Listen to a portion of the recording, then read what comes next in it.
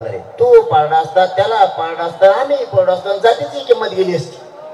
सगळं दिमागाने खेळायचं. प्रत्येक वेळेस ताकदीचा वापर नाही करायचा, बुद्धीचा सुद्धा वापर करायचा.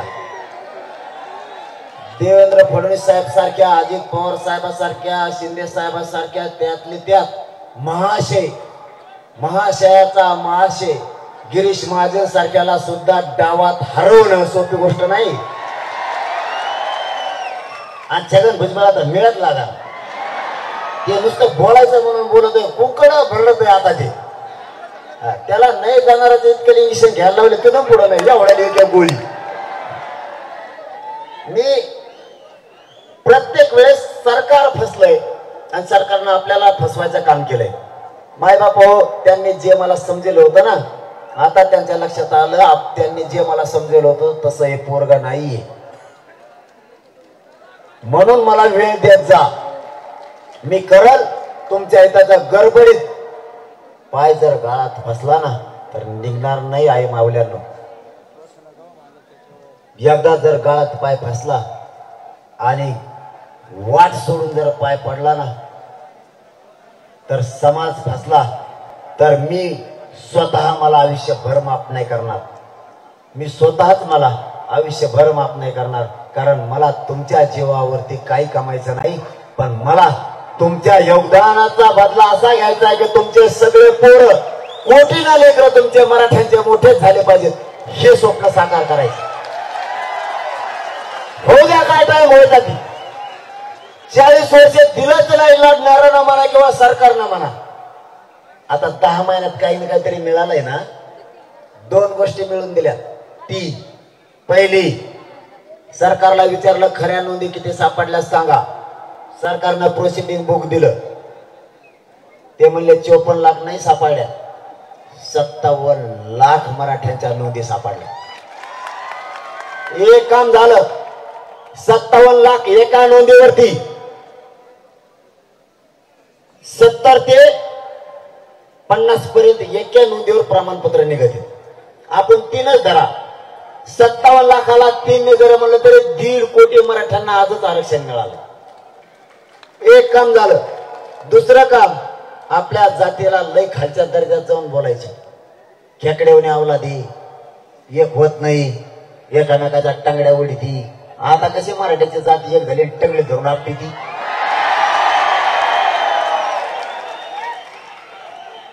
टंगडी धरून वडीत होती ना, तो म्हणायचे ना मराठ्याची जात टंगडी धरून वडीती.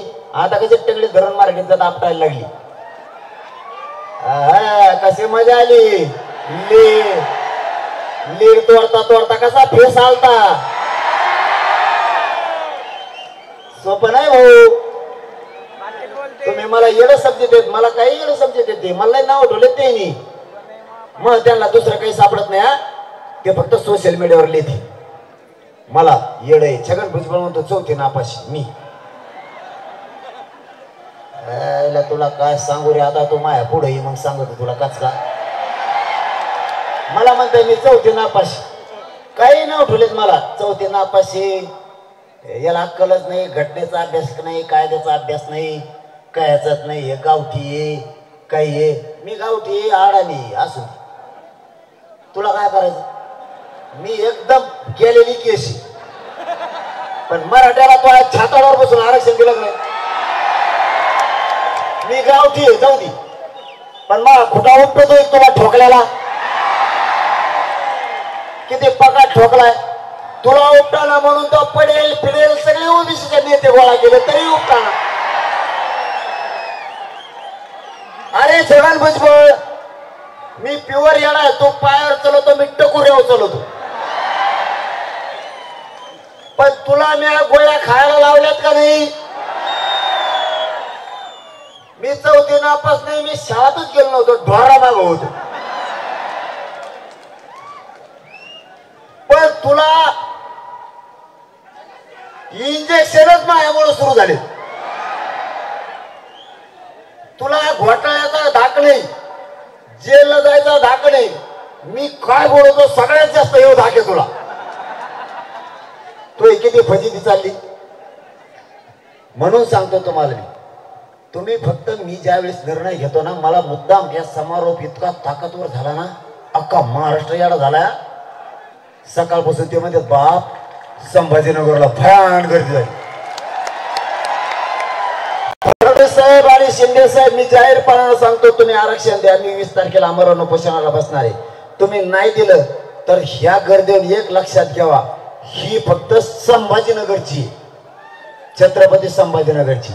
मराठवाडा आणि महाराष्ट्रातली, विदर्भातल्या कुणबी मराठ्यांची, खानदेशातल्या कुणबी मराठ्यांची ही जर लवखंड अशी लाट जर तिकडे निघाली ना, 300 किलोमीटर जागा लागणार ह्या टायमाला. मला चालायला नुसते 300 किलोमीटर. खरं सांगतोय, चाष्टावर आता नेऊ नका. एक संधी आणखी सरकारला द्यायची, मग नाही. 20 तारखेला तारीख डिक्लेअर करायलो ना मी. तुम्हाला काय सांगायलो मी, 20 तारखेला सगळ्या महाराष्ट्रातल्या मराठा समाजाला बोलून घेऊ किंवा महाराष्ट्राची बैठक कधी लावायची ही तारीख आपण आपल्यात का होईना डिक्लेअर करू. 20 तारखेला तारीख डिक्लेअर करायची. 288 उभा करायचे कोणत्या दिवशी का पाडायचे या तारखेला ठरवण्यात येईल. त्या तारखेला महाराष्ट्रातल्या सगळ्या मराठा समाजानं अमुक अमुक मैदानावर यावं. 20 तारखेला तारीख डिक्लेअर करू आपण. 20 तारखेला बैठक नाही या महाराष्ट्राची. 20 तारखेला आमरण उपोषण सुरू करणार, पण त्या दिवशी आपण पुढची तारीख ठरवणार. या तारखेला महाराष्ट्रातल्या मराठ्यांनी यासाठी यायचं की 288 उभा करायचे का पाडायचे, आणि दुसरं मुंबईला कोणत्या तारखेला जायचं. 2 तारखे 20 तारखेला आपण ठरवू. त्या तारखेला महाराष्ट्रातल्या सगळ्या मराठ्यांनी यायचं. एकदा जे ठरलेलं आहे त्याच्यात फिरून बदल नाही. जसं मी पाडा म्हणायचा बदल केला नव्हता तसा बदल नाही. बसणारे टेकणार खाली उंची 5 मिनिटं कोपऱ्या कापऱ्याला करायला जागा. त्याला छगन भुजबळ नाही का आता कोपऱ्या कापऱ्यात जागा केली, इकडे सरळ तिकडे सरळ जागा करायची शिका आपल्यात. माईबाप मराठ्यांनो, आपल्याला न्याय लोक हे नाही देणार, पण एक काम चांगलं झालं.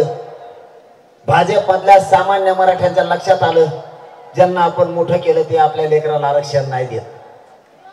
शिवसेना राष्ट्रवादी काँग्रेसमधल्या असणाऱ्या सामान्य मराठ्यांना वाटलं आता मात्र हे आपल्याला आरक्षण देत नाहीत, त्यापेक्षा हे विरोधक नको आणि महायुती पण नको, आपल्या लेकराच्या बाजूने राहायचं. हे काम खूप चांगलं झालं. दुसरी गोष्ट सांगतो, काल जे 17-18 आमदार निवडून आले विधान परिषदेला, हे सगळेचे सगळे बावळे मराठ्याचं मतदान घेऊन निवडून आलेले बर का. जेवाले आमदार हे मतदान होतं आमदाराच, पण ते निवडून गेलेला आमदार आमच्या मतदानावर गेलेला. ज्या मराठ्याच्या आमदारांनी विधान परिषदेच्या आमदाराला मतदान केलं असं आणि त्याच्या मतावर जो उमेदवार आमदार झाला असेल, त्या विधान परिषदेच्या आमदाराला मराठ्याच्या मतदान केलेल्या आमदारांनी फोन करायचे आणि त्याला सांगायचं मतदान मी केलंय बुवा, पण जातीवाद करू नको. संभाजीनगरला इतकी बेकार रॅली निघाली होती. जातीवाद करणाऱ्याच्या मतदारसंघात जर ही रॅली गेली तर मी जबाबदार नाही असं त्याला सांग. तुमचा आनंद तुम्ही नक्की व्यक्त करावा. तुम्ही तुमची मिरवणूक अवश्य काढावी. मराठ्याच्या आमदाराचं मतदान घेऊ. मराठ्याच्या दारात जाऊन डीजे वाजून जर शिव्या दिल्या तर मी तो त्रास सहन करणार नाही. त्यामुळे मराठ्यांच्या मतदारांनी आमदारांनी मतदान केलंय त्यांनी त्या ओबीसीच्या नेत्याला नीट सांगायचं, मराठ्यांचा होणारा त्रास मी सहन नाही करू शकत. आणि मराठ्याचं मतदान घेऊन जे विधान परिषदेवरचे आमदार झाले त्यांनी जर त्रास दिला तर ज्या मराठ्याच्या आमदारानं त्याला मतदान केलं होतं त्याला पहिला आम्ही पाडणार. आता जाहीर संभाजीनगर मधून सांगतो, कारण कोणत्या विधान परिषदेच्या उमेदवाराला कोणत्या आमदारांनी मतदान केलंय ती मला आज 9 वाजता यादी येणार आहे. आपलं तर कचका असतो, आपण मीडिया समोर सांगत असतो सगळं. विधान परिषदेच्या कोणत्या आमदाराला कोणत्या मराठ्याच्या आमदाराने मतदान केलं.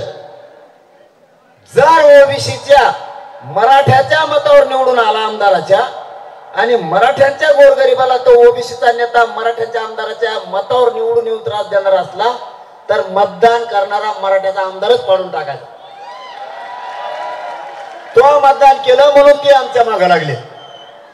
महाराष्ट्रातला कोणता ओबीसीचा नेता आता विधान परिषदेवर मराठ्याचा मतावर निवडून आला त्याला ह्या संदेश आज तुमचा नाही धकत पिट्यावर मराठ्याशिवाय कशाला विरोध करता.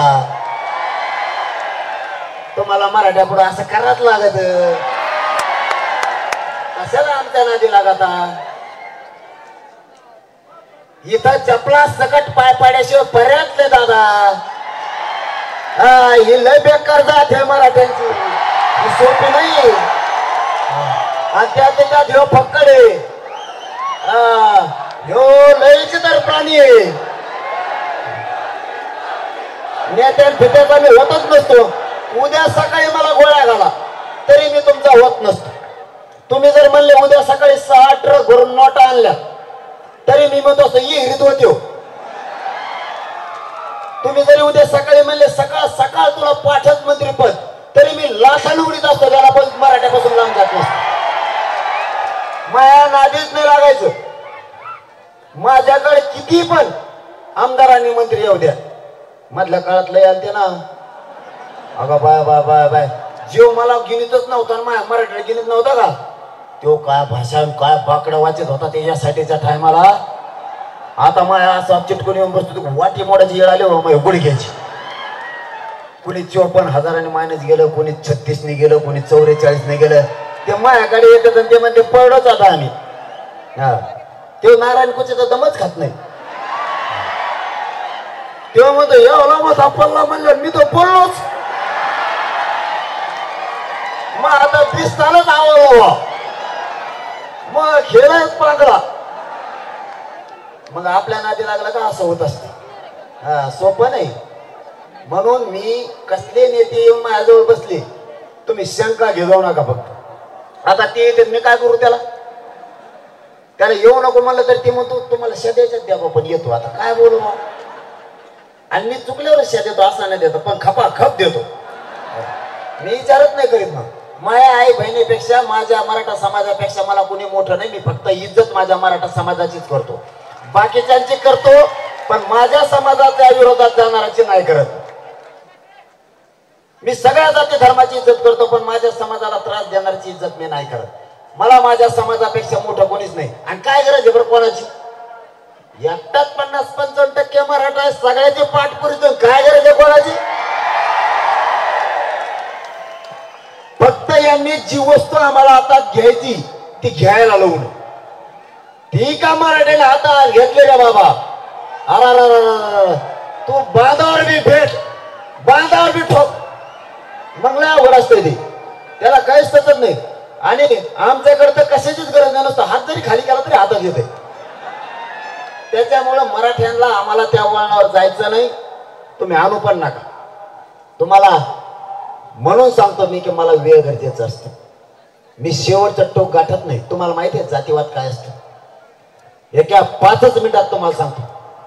मराठ्यांचे अधिकारी आहेत ना त्यांना काय भाषा सुरू आहे माहिती आहे का. आता नाही, 4-5 महिन्यापासून नाही. आधी काय भाषा होती.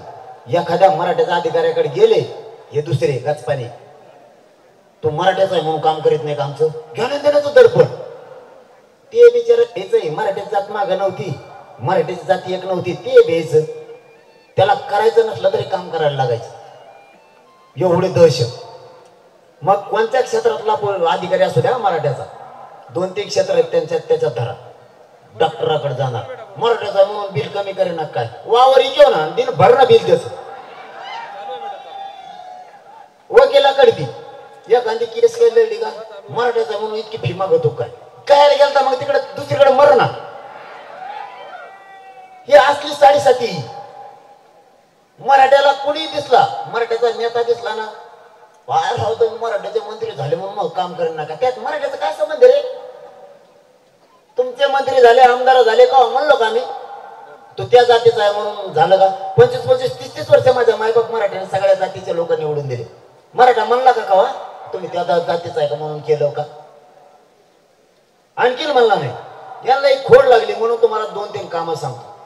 इथून पुढे मराठ्यांना गोरगरीब जर कोणी अडचणीत आणायला लागलं ना, बघ्याची भूमिका घ्यायची नाही, सगळ्यांनी त्याच्या मदतीला जायचं. अजिबात अन्याय सहन करायचा नाही. मी काय तुम्हाला दांडे घेऊन त्याच्या अंगावर जा नाही म्हणलो, भांडणं नाही करा म्हणलो. त्याला जर कोणी अन्याय करत असलं तर समोरून मोटरसायकल घेऊन चाललं तर जागेवर ब्रेक मारायचं आणि त्याच्या मदतीला जायचं. गप म्हणायचं त्याला काय त्रास देऊ नको, माझाच भाऊ येतो. हे आपल्याला सपोर्ट करावा लागणार आहे. भांडण नाही करायचं. तुम्ही नुसते उभा राहा, सगळी दहशत बंद होती. तुम्ही न उभा राहिल्यामुळे यांचं साधायला लागलं.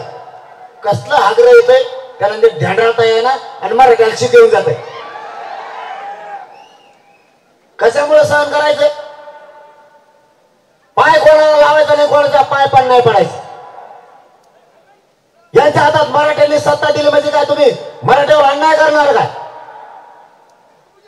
दुसरं काम, मराठ्यांच्या अधिकाऱ्याला कोणी त्रास दिला ना डायरेक्ट मदतीला जायचं. मग व्यावसायिक मराठा असेल, डॉक्टर असेल, वकील असेल, कोणताही मराठा शासनाने प्रशासनाच्या क्षेत्रात असेल त्याच्या मदतीला जायचं नसता. मग यातल्या छगन भुजबळ सारख्या भंगार लोकांचं साथ होतं. ज्यावेळेस जात मागाय वाटतं ना त्या टायमाला बरोबर ते वापर करतात, नसता परेशान करतात. कित्येक तरी अधिकारी असे आहेत की ते जातीवादी जाणून बुजून खालून पाडून त्यांना बोललं जातं. अजिबात सहन करायचं नाही. इथून पुढे आपण सुद्धा आपल्या जातीच्या अधिकाऱ्यांना, आपल्या जातीच्या नेत्याला सुद्धा, पण आपल्या गुण असणाऱ्या जेलमध्ये जाणाऱ्याला तर साथच नाही देतात, जाऊ द्या मध्ये. साथ द्यायचं शिकायचं, गोरगरीब मराठ्याला साथ द्यायचं शिकायचं. त्याच्याशिवाय आपल्याला पर्याय नाही. आपल्या उद्योग क्षेत्रात असणाऱ्या लोकांना सुद्धा त्रास होतोय. साथ द्यायचं शिका. आपला समाज वाढला पाहिजे, आपला समाज प्रगत झाला पाहिजे, विचारानं मोठा झाला पाहिजे, आपले लेकर अधिकारी झाले पाहिजे. तुम्हाला सांगतो, बढती असते ना, बढती नोकरीला लागल्यावर यांची बढती आपली जर होणार असली ना, त्या जागेवर उठी देतात आपल्या अधिकाऱ्याला आणि त्यांचा अधिकारी तिथं बशी. काय जातीवादी येते यार तुम्ही, भंगार विचाराचे, तुम्ही बरबाटलेले विचाराचे असले लोक. किती वाईट घटना ऐकताय तुम्ही, लक्षात येत आहे तुमच्या.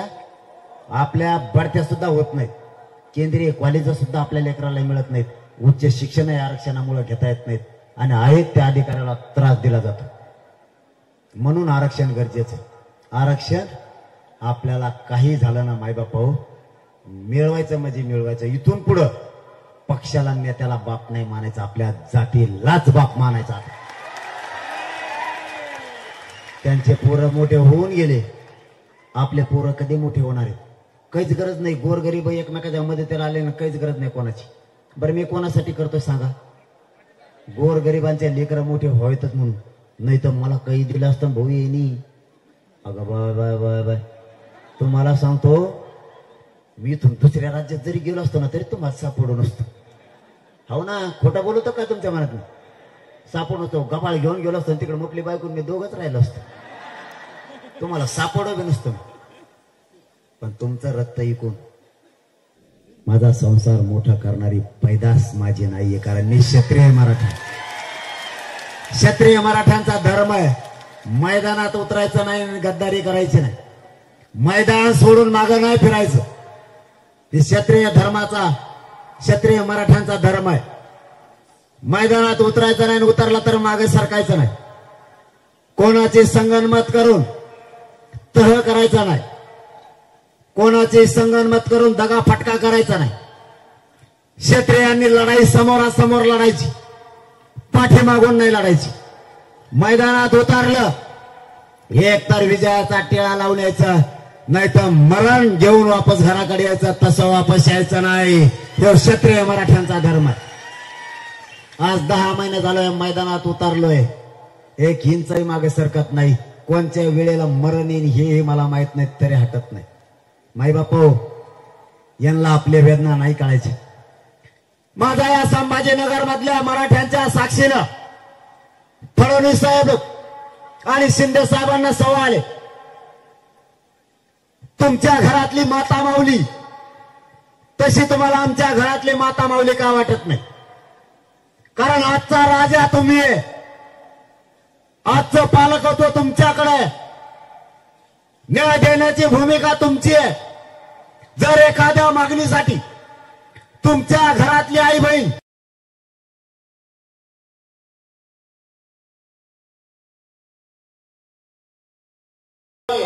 मला किती वेदना होत असतात फडणवीस साहेब, का पाडण्याविरुद्ध सगळे शिका, का सरकारविरुद्ध बोलता? 4 महिन्याचं लेकरू मी आज पहिल्यांदा बघितलं आंदोलनात आलेलं. आईच्या कमरेवर होता, वरून पाऊस सुरू, मीडियाच्या बांधवाने ते दाखवलंय. फडणवीस साहेब आणि शिंदे साहेब वेदना साधी नाहीये, तुम्हाला नाही वेदना कळायची. फुकट मराठ्याच्या मतावर मोठे झालेले तुम्ही बोकेत, मराठ्यांच्या जीवावर खाऊन तुम्हाला ढेऱ्या सुटल्यात. पण मराठे जर मागास लागले तर ढेरी सापडणार नाही, पाठड बी सापडायचं नाही तुमचं. तुम्ही समजून घ्या. माझे आई बहिणी पावसात रस्त्यावरती मला किती वेदना होत असतील. आमचे लेकरं एका टक्क्यावर हुकल्यावर आम्हाला किती वेदना होत असतील. आम्ही कधी जातीवाद नाही करत, पण तुम्ही आमच्या पवित्र मराठ्यांना जातीवादाचा डाग लावला. फडणवीस साहेबांनी आम्ही कधी जातीवाद केला? मी आत्ताचं उदाहरण सांगतो. ज्यावेळेस सगळ्या सोयऱ्याचं अध्यादेश आधी सुद्धा काढायची ठरली, त्यावेळेस सरकारनं मला विचारलं, आपण मराठ्यांसाठी सगळ्या सोयऱ्यांची अंमलबजावणी करू. म्हणलं आम्ही छगन भुजबळ सारखे आपल्या बुद्धीचे नाहीयेत. सगळ्या जाती धर्माच्या लेकराला अंमलबजावणी करा, सगळ्यांच्या लेकराचं चांगलं होईल, त्याच्यात जात कशाला आणायची? सगळ्या सोयऱ्याच्या अंमलबजावणीत सगळ्या जाती धर्माचे लोक आरक्षणामध्ये जाणार आहेत. दुसरं, मोफत मुलींना शिक्षण केलं, त्यावेळेस सरकार म्हणलं मराठ्यांच्या मुलीला मोफत शिक्षण करू 100%. म्हणलं याच्यात कशाला जात आणायची? लेक बाळी सगळ्यांची, सगळ्या जाती धर्माच्या मुलीला मोफत शिक्षण करा. ही मराठ्यांची औलाद आहे आणि मराठ्यांचे संस्कार आहेत. नाही करत आम्ही जातीवाद. फक्त तुमचं दुखणं एक आहे, तुमची जात एक आली त्यावेळी जातीवाद नाही, आणि माझी जात एक आली की तुम्ही जातीवाद म्हणता. वाह, तुम्ही हजारो वेळेस पडलात त्यावेळेस तुम्हाला काय नाही वाटलं. यावेळेस मराठ्यांनी नाही पाळलं तरी माझ्या पवित्र मराठ्यांना तुम्ही डाग लावला की तुम्ही पाळलं म्हणून. मराठ्यांना त्रास देऊ नका. मी त्रास सहन नाही करू शकत. आमची खतखत, आमच्या वेदना तुम्हाला नाही कळायच्या. ज्यावेळेस आमचा मराठ्यांचा बाप ऊस तोडायला जातो ना, लेकरं घरी ठेवतो, सांभाळायला म्हातारे आई बाप आहेत. पोरगा ऊस तोडायला गेलाय, पोरं शाळेत येत, एक छोटं पोरग पात्राला ठेवलंय. ऊसाच्या मुळीवर स्वतःच्या काळजाला बसलंय या मराठ्यांच्या लोकांना. पूर्ण तोडायचा होईपर्यंत आई बापानं मागं वळून सुद्धा नाही बघितलं. ऊसाच्या मुळीवर ठेवलेलं पोरग आहे की मेलय. ही साधी सोपी वेदना नाहीये. कारण ऊस यासाठी तोडायचा आहे की माझे लेकर शिकून मोठे झाले, ते जर अधिकारी झाले तर माझ्या वाट्याला आलेला कष्ट माझ्या लेकराच्या वाट्याला यायचं नाही. सरकारला ही वेदना माझ्या मराठ्यांची कधी कळणार आहे? माझा हमाली करणारा मराठा त्यालाही वाटतंय माझं लेकरू अधिकारी व्हावं. एसटीवर ड्रायव्हर असणारा, टेम्पोवरती ट्रॅक्टरवरती ड्रायव्हर असणाऱ्या मराठ्यांनाही वाटतंय माझं लेकरू अधिकारी व्हावं. रिक्षा चालणाऱ्या मराठ्यांनाही वाटतं माझं लेकरू अधिकारी व्हावं, म्हणून मायबापाव शेतकरी मराठ्यांचंही म्हणणं आहे माझं लेकरू अधिकारी व्हावं. परंतु यांनी सगळ्या जाती धर्माचे लोक एकत्र केले आणि आपल्या विरोधात रान उठवले. मागणी काय? आपण जातीवादी नसून यांची मागणी काय? जातीवादी कोण याच्यावर सिद्ध होत आहे. छगन भुजबळनं महाराष्ट्रातल्या सगळ्या पक्षातले ओबीसीचे नेते एकत्र केले आणि या भारत देशात आतापर्यंत कोणाच्या सरकारी नोंदी सापडलेल्या नाहीत. भारत देशात सरकारी नोंदी ओबीसी आरक्षणातल्या फक्त मराठ्यांच्या सापडल्यात, फक्त मराठ्यांच्या. त्या नोंदी रद्द करा म्हणतोय छगन भुजबळ आणि चारही बाजूनं मला घेरायचा आणि उघडं पाडायचा प्रयत्न केलाय. सरकारने सुद्धा मला उघडं पाडायचा प्रयत्न केलाय. कारण काय? हे पोरग इतकं निष्ठावान आहे, हे पोरग आपल्याला मॅनेज होत नाही, फुटत नाही. याला चारही बाजूने घेरा, याला एक तर बदनाम करा, नसता याचा काहीतरी घातपात करा.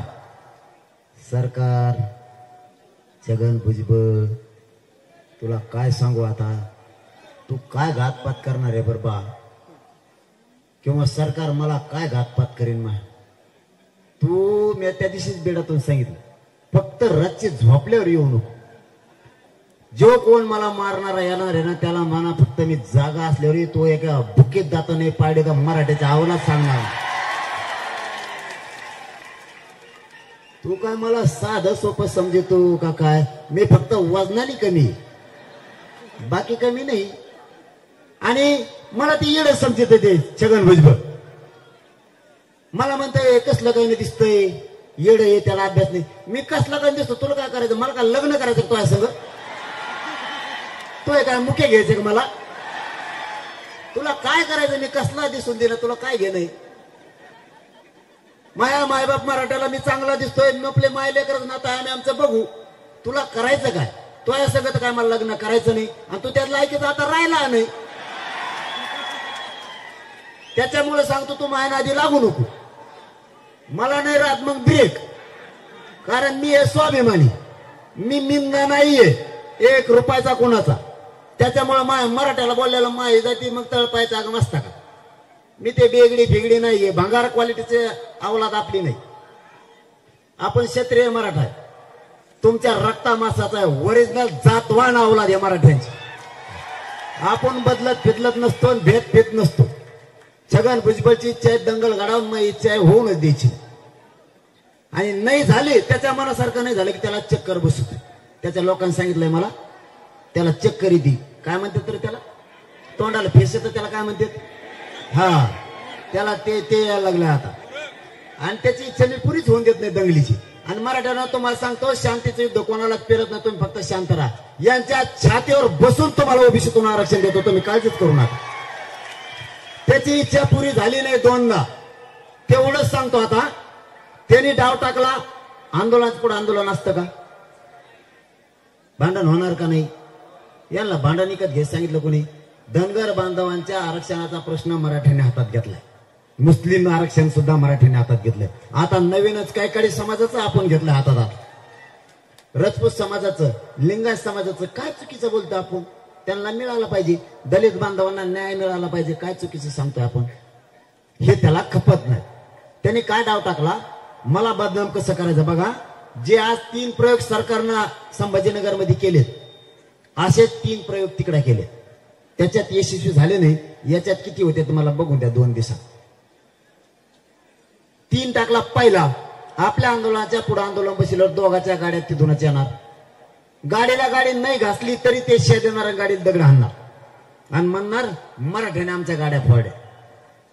हे छगन भुजबळला आंतरवालीच्या पुढे आंदोलन बसल्यावर घडून आणायचं होतं. त्याचं कारण सांगतो. आमची 10 महिन्याची परवानगी आमची रद्द झाली आणि त्यांना परवानगी मिळाली. एवढ्यात आकले आहेत ना मग आम्हाला छगन भुजबळ.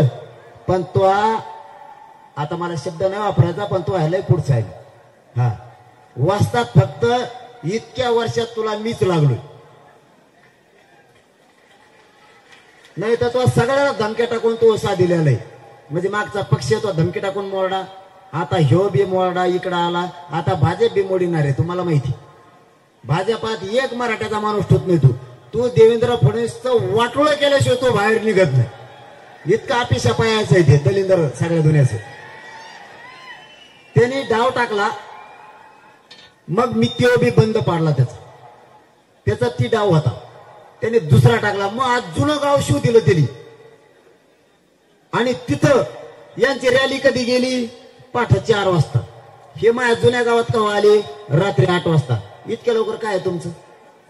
त्यांनी त्यांच्याच गाड्या फोडल्या माझ्या जुन्या गावात, आणि त्यांनाच गोटे आणले, तेच पळले. मराठीत लोक खुशाल घरी बसले. त्यांचा तिथं डाव फेल झाला. कारण त्याला असं सांगायचं होतं, जरांगे पाटलाचं ते गाव आहे आणि जरांगे पाटलाच्या लोकांनी आमच्यावर हल्ला केला आणि दंगल घडली. इतका नीच विचाराचा छगन भुजबळ असला माणूस कोणत्याच आई बापाच्या पोटी येऊ नये. ही असली दलिंदर जात कुंकड दुसरीकडे जन्मालेली परवडते.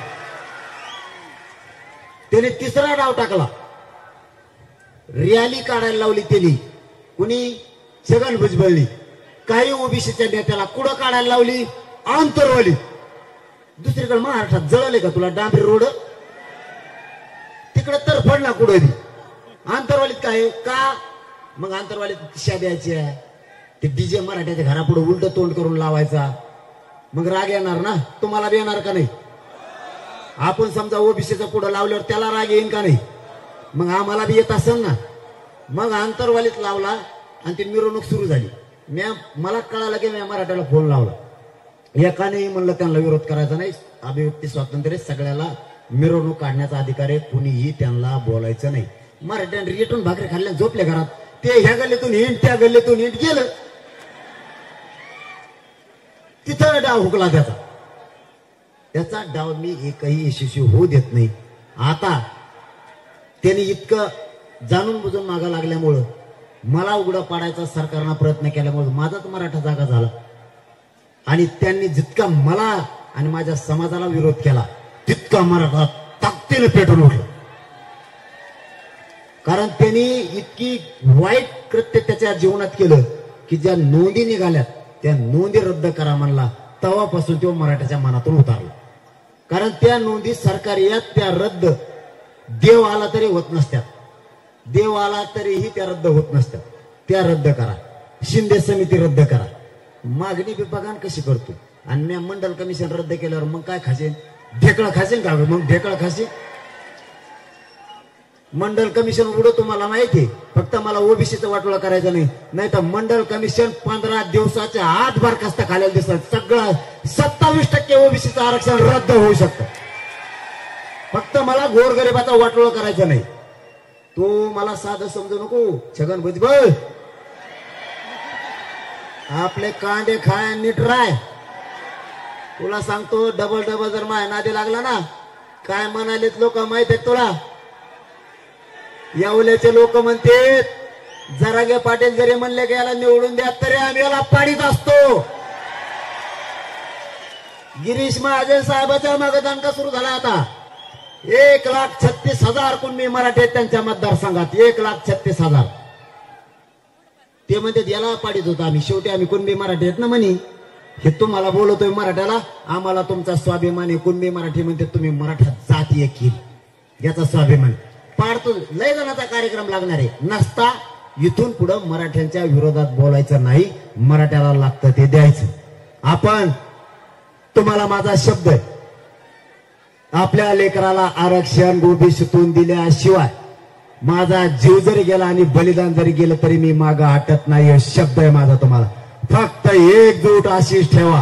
ही एकजूट मराठ्यांना महाराष्ट्रातल्या आरक्षण मिळेपर्यंत एकानंही फुटू द्यायची नाही.